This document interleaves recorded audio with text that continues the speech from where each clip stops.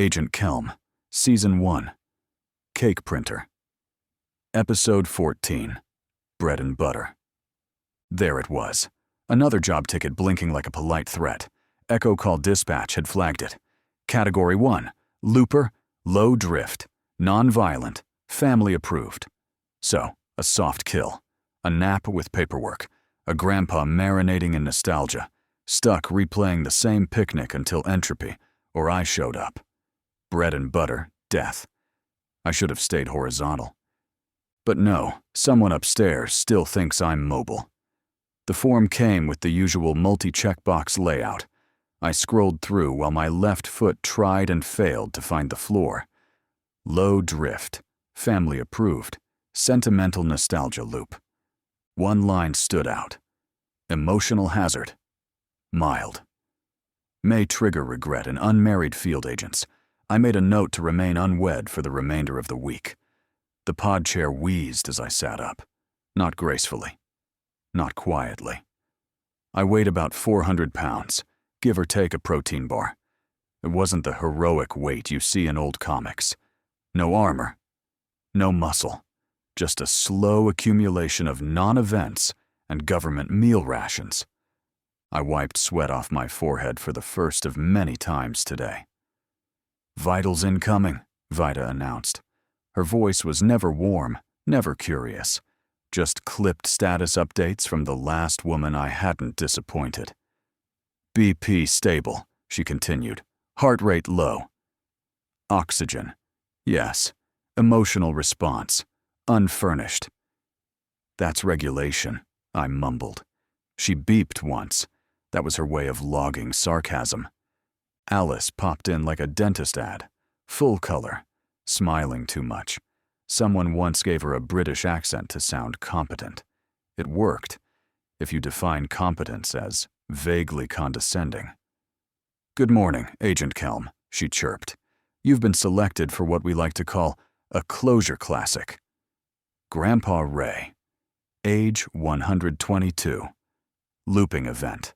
The same hot dog picnic since 1986. It's a real mustard memory.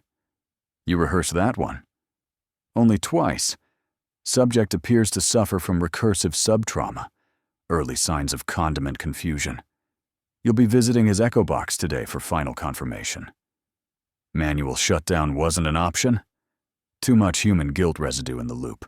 Requires personal deletion. Congratulations. You're still trusted.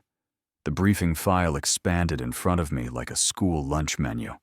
Pictures of a bald man holding a bun. Children smiling too close to the grill. Memories curated for maximum banality. He probably thought this was heaven. I sighed and reached for my pants, which wasn't fast or elegant. The fabric folded like sandbags. By the time I was vertical, I'd burned 200 calories and produced enough sweat to legally qualify as a flood risk. I hated picnic loops. Too many bees. Too much mayonnaise. Too many fake children offering fake lemonade while whispering real things.